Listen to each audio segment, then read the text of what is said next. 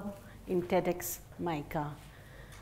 I have been a follower of TED Talks of former US Vice President Mr. Al Gore, and in him we find an inspiration and a champion among us. He has made climate change a core issue in the public discourse, and we are all trying to bring the climate change into a public domain. Saying this, I would start my today's presentation with sharing with you my two lifetime real experiences which happened during climate crisis in the recent times. It was a normal rainy drizzly Sunday on 7th of September 2014 in Srinagar, when we had a good enjoyable Sunday and retired normally at around 10 a.m. and suddenly, and nothing that day indicated that we are heading towards a catastrophic situation. And suddenly midnight we were woken up with a lot of commotion and panic and screaming, and when we went out there were a lot of screaming saying, you know, the Jhelum has changed its course, there is a breach in the river embankment, there is a breach in the dam, and only thing which we could figure out is that the water is, the flood water is gushing into the house. So as common sense would have it, we quickly moved to the first floor thinking that okay, maximum 7 or 8 feet the water is going to rise and then everything would be settled. But within the time we reached the first floor, we could see that the first floor is totally submerged, and we could see buildings and walls collapsing around us, cars being washed away, and the furniture being tossed on the, with the water coming at a fury and ferocity that it was unimaginable. So very quickly we tried that we should the entire family should move to a more height, and we tried to climb on the roof. And as you can understand, in Srinagar, roofs are not flat roofs, they are slanting roofs, and on a slippery, drizzly surface with an 80-year-old mother and a 6-month-old daughter of a friend visiting us, we tried to move to the top position and sat perched on a conical kind of a roof, and tried frantically to contact helplines, government, without realizing the ferocity of these floods has collapsed the entire system, entire government, and we were just left for just to pray and to wait that somebody and some rescue party would come and take us to a safe place.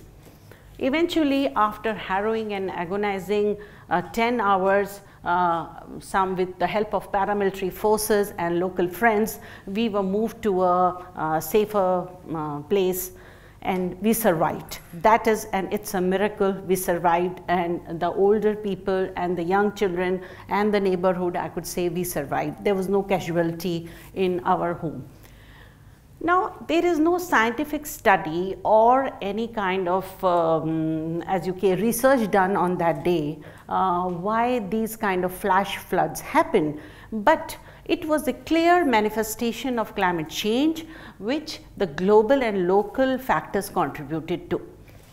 There is deforestation in the entire catchment area, interference with the hydrology, glacier melts, because August that year was very warm, unusually warm for Srinagar, and these flash floods occur in the region when there is a certain temperature difference.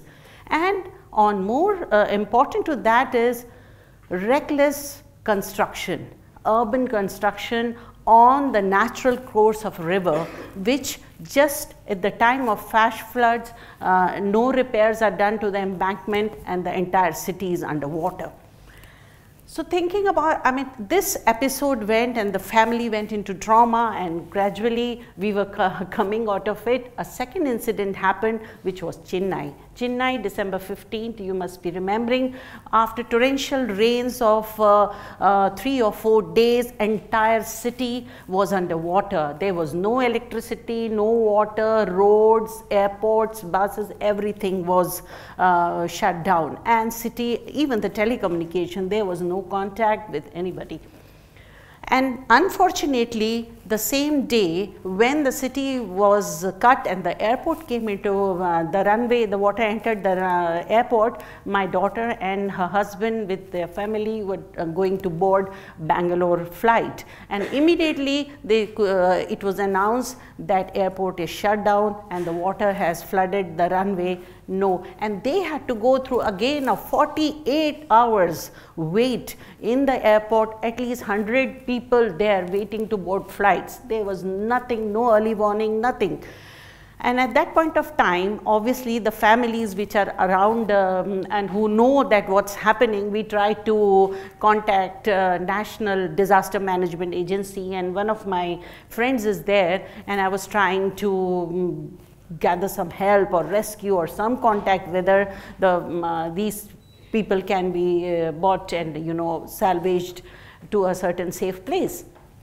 So he came up in the lighter, in a lighter vein. He said, "Ma'am, you should have a family disaster management plan for your family because you're prone to get into this situation too often."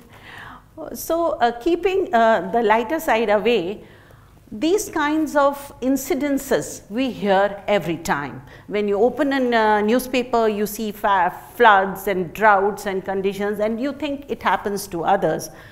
But I would just want to tell you, you will be seeing on the screen the loss and damage which happens by these droughts and floods and excess snowfall. What is the reason, and why these the loss of livestock, financial, migration, and this is hit to the poor people a lot, farmers, their loss of property, livestock and everything.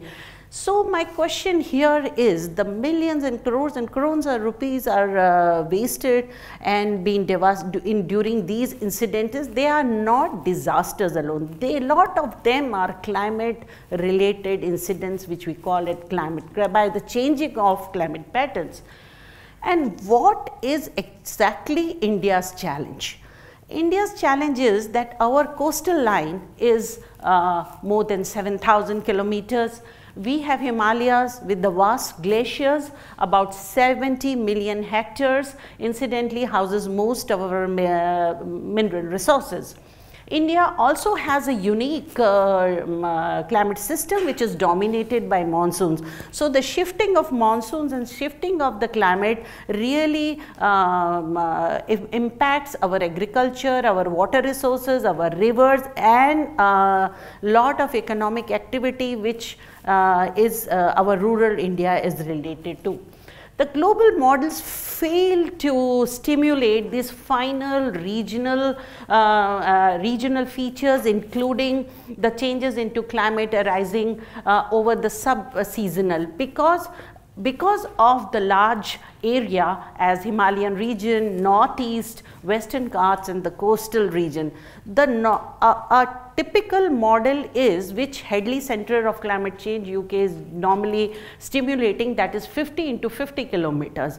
So this kind of a vast geographical spread, we have not been able to create a model to stimulate. But are we prepared to face this kind of crisis, or year after year we will be going into loss and damage cycle and poor people being hit by it and no preparedness? Government normally, when there is a situation like this, faces it as a regular emergency. Okay, there's a drill in every administration, in every district, there's a flood, administration get activated, give food, get shelter, make a camp, and then wait for the next thing to happen.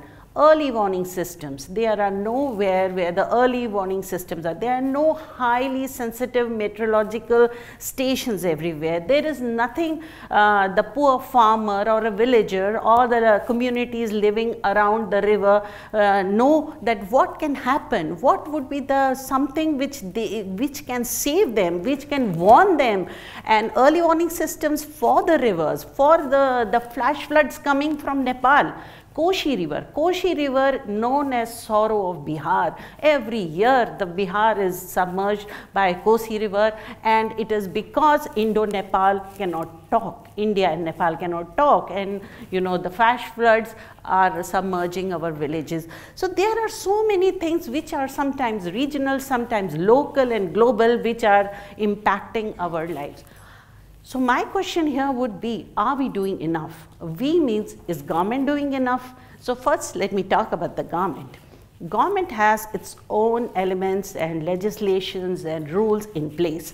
It has Energy Conservation Act of 2001 in place, it has Electricity Act in place, it has ratified Kyoto, it has a CDM authority, it has incubated the carbon market in India, it has also a PAT scheme in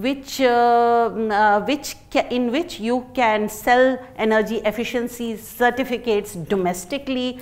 It has a national action plan for climate change, it has state action plans for climate change, it has a small fund of about 300 plus crore for funding the climate projects, adaptation projects, how to adapt to these challenges. And we have signed the Paris Agreement. We have announced our intended nationally determined contribution to reduce the emissions to UNFCCC. But is this enough?